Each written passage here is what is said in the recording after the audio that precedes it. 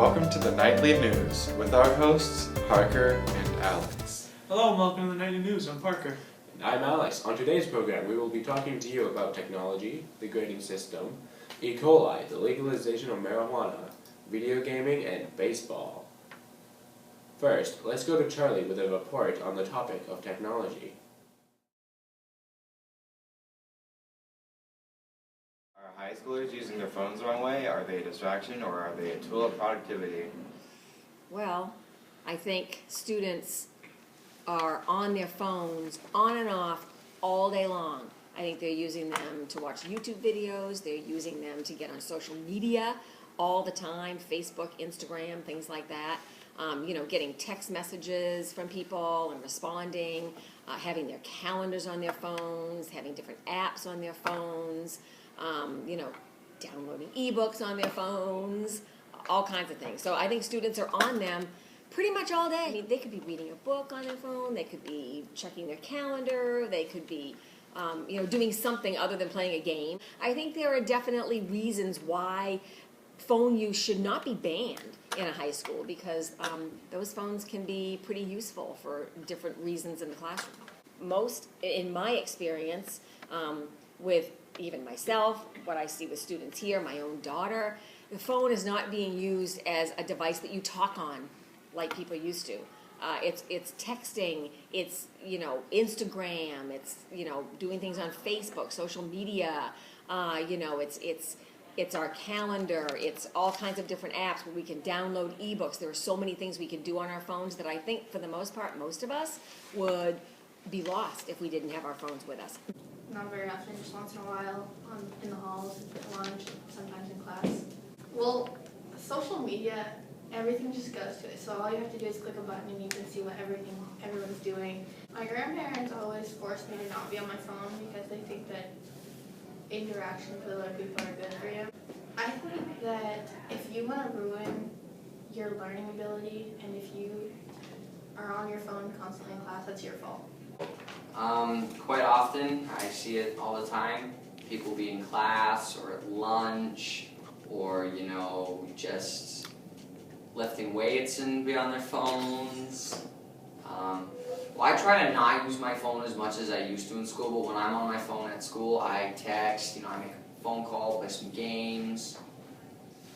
I believe that every student should be able to have their phone, and I believe that they should be able to have it without any repercussions. One of the biggest problems with them, though, is that people are using them all the time. They're on them all the time. People aren't looking up at people and talking face to face. They constantly have their face buried in their phones. I see it all the time in stores. People have horrible cell phone etiquette. They're checking out in a store and they're on their phone. So I think that they're awesome in a lot of ways, but they have a negative impact on society in some ways. So it's definitely a necessity for people now, but for older generations. Whether students use their phones productively or not is just a matter of opinion. I'm Charlie, reporting for WPRH.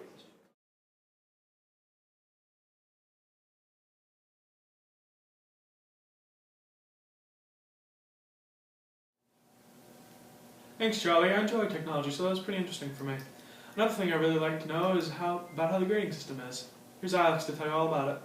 We have had some changes with the grading system at Paulding Regional High School. There have been some difficulties with this change. I think the grading system should be based on just passing the individual class and not having to go after standards. Might be, but everything was designed for process improvement. So what we do is look for ways to keep improving processes, and that's just one of the things we do. That's why you have jump rope. In this school, you're probably familiar with the idea we have like how grade stuff, which generally is designed to get you ready for the assessment. It's sort of like practice if you're on a sport versus like summative assessments, which are like the kind of the big mover tests or projects. So as a teacher, it's sometimes it's a bit of a struggle to kind of balance those things off. A lot of times, I would like to be able to actually count the how grade stuff more.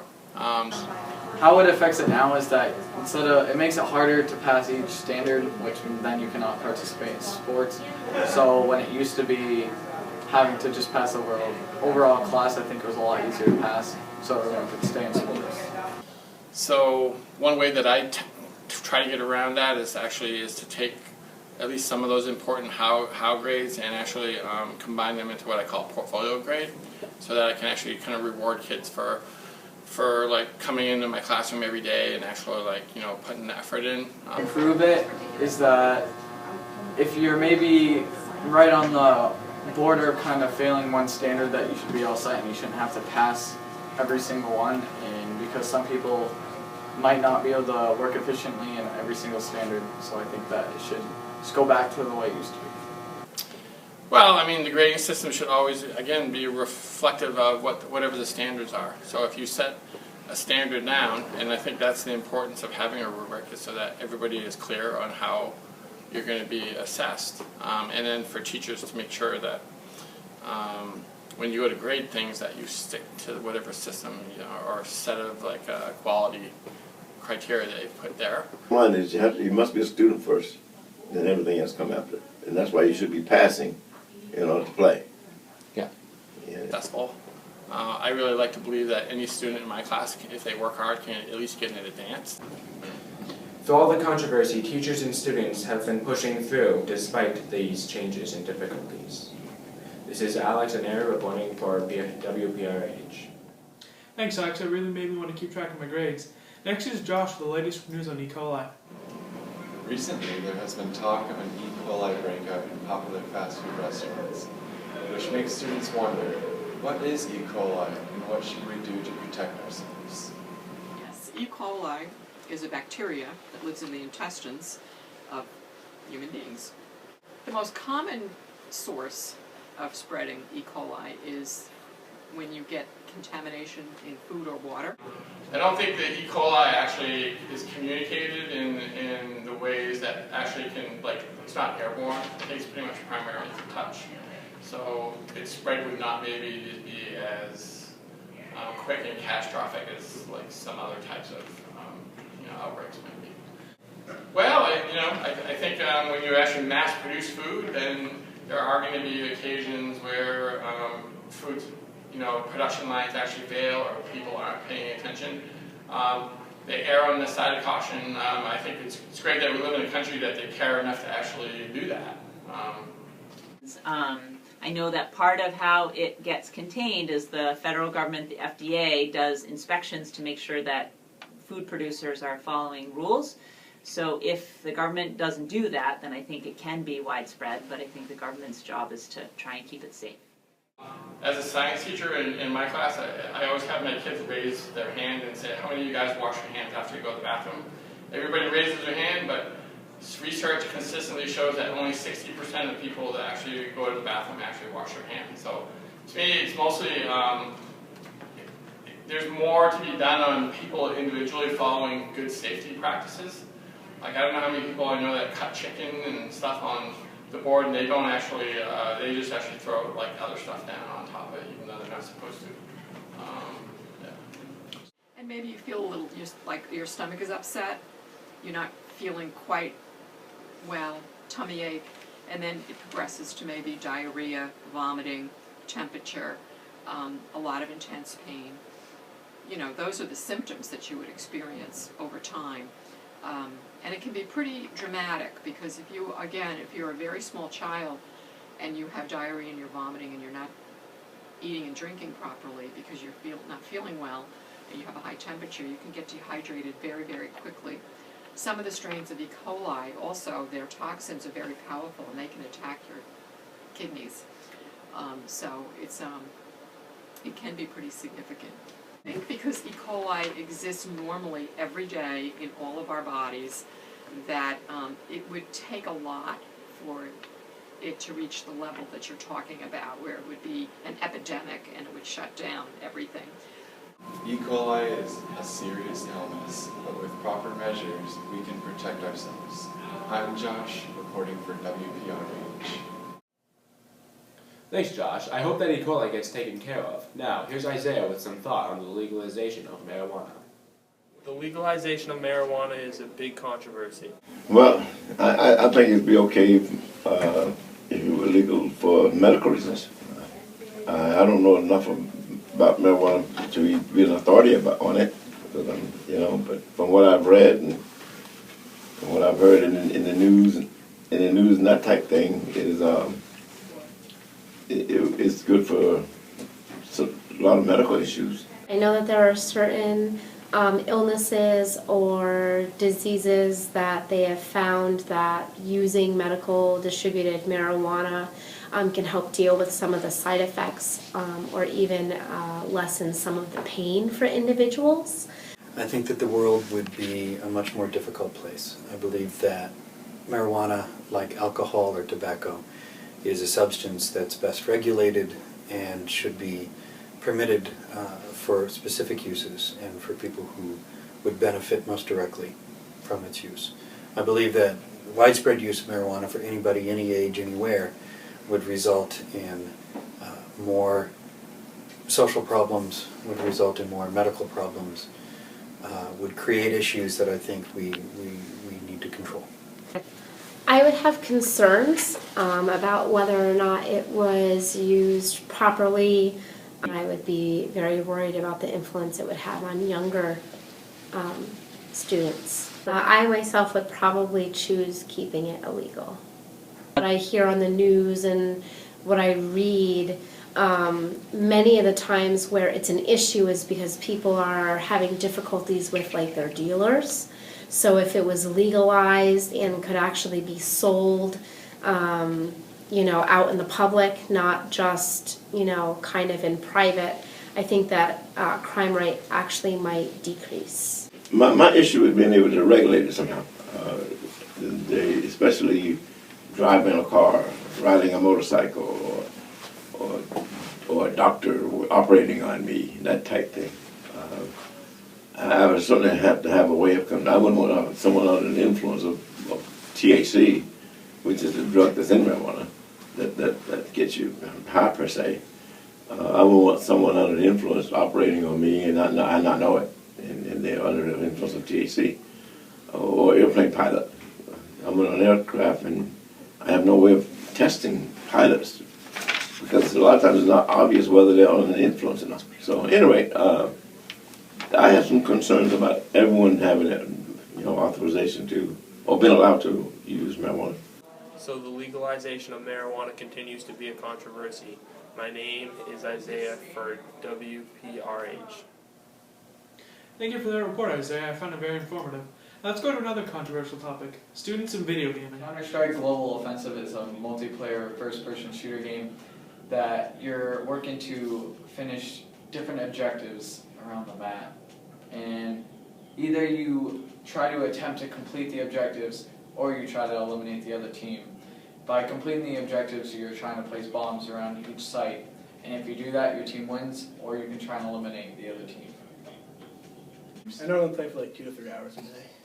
Daily, and if not daily, every other day. Probably 2 to 3 hours a day. Yeah, I like to play CSGO and I like to play Minecraft. Mostly Call of Duty, and sometimes CSGO. Mostly Counter-Strike and NBA. Yeah, you could definitely like skip school to play video games. You can like skip chores to do video games as well. With friends, I guess it gives you something to talk about, but then like people could like skip school to stay home and play video games. No, I don't play. I play it like every day, but I only play for like 45 minutes an hour. So no, I don't think it takes up much time compared to some other things. There's definitely strategy to it. There's different ways you can go about like taking the bomb site, so it's not just play. I normally like to talk to people and do call-outs. Like if you go out onto site, you might see some people and then you want to tell them how many people were there, and if you like shot any of them to get them down low. Just try to have as much patience as I can. There's definitely a lot that requires communication. Like League of Legends, I know that requires a lot of communication. And I guess Minecraft, not really, but a little bit, and lots of other video games. Yeah, there's a lot of communication, and I meet people that play well so I can play with them, but yeah, there's a lot of communication that goes on like all the time. Like you constantly have to be saying what's going on, so people know. You definitely can. A lot of the community in CSGO is what they call toxic, which is just like a bunch of like people that are like, jerks or whatnot, but you can actually meet some nice people. I wouldn't really call them like my friend that I can go hang out with, but they're my friend like online, like you can play video games with them and talk to them, yeah. So yeah. As you can see, many people think that they can balance their time with video games. Thank you for watching. I'm Alex. Thank you for that report, Alex. Video games are always exciting. Another thing that can be exciting is the sport of baseball. Baseball is a very important sport to PRHS and impacts a lot of people's lives. When I grew up, baseball was one of the things I liked to play because that was the only thing. It didn't cost a lot of money. We could find any little field that you could put bases on it, and a bat and a glove and a ball, and you could play baseball. For me, growing up, I think participating in sports and athletics was really motivating to me. It was also a great place to hide. I think that it helped me to understand a lot of things that happen in life. It helped me to understand that you work with other people to get things done, and that's obviously a team, that you have to do that. Gave us value. We felt like we had some value in our lives when we played baseball. Eventually prepares you for things like when you go up to bat, you know, and you hit a home run, you know, that's how it happens. It was a competitive game. It gave us a drive to be more competitive. It gave me a winning spirit, a winning attitude. And I just think baseball is you have to concentrate, you have to pay attention. It taught me that everything doesn't come easy, that there's failure in life, but you can't let the failure dominate your performance or your outlook. You have to try to find ways to overcome the failure and not make that the habit. That, you know, it's the hard work and you set goals and you work towards them. Makes me forget about school. Sometimes I feel like I'm a leader when I'm pitching, but other times when I'm in the outfield, I feel like a follower. I learned to work hard. I networked and made acquaintances with people that have helped me in my life through sports, and you know, it carries over off the field, so I think that's been pretty important. I had a son that played baseball, and he had ADHD. It helped him focus. It helped him learn self-discipline. You can't just swing away, you have to have discipline. And it taught teamwork, team building, that type of thing. Being on a team is working together to accomplish something bigger than yourself. Because you have to rely on your other players in order to be successful in baseball. We used to have superstition, so that's kind of, as a player, that's what we do. Make sure you're rested, make sure you eat well, you're prepared through practice, and then, of course, making sure that you've got all those superstitions. It's important for all of us to have some recreation in our lives and some things that are meaningful to us. Life isn't just about waking up in the morning and eating a bowl of Raisin Bran, going to work and then going home and watching TV and going to bed. That gets pretty boring. At that time, baseball was about me, and then as life changed, it was about me sharing it with other people. Baseball impacts people's lives positively and is important to many students and teachers. Show your support by attending the games. I'm Matthew Ray reporting for WPRH. Thank you, Matt, for that informative story on baseball. That's it for our show. Hope you have enjoyed our student reports. I'm Parker. And I'm Alex. Have a great day.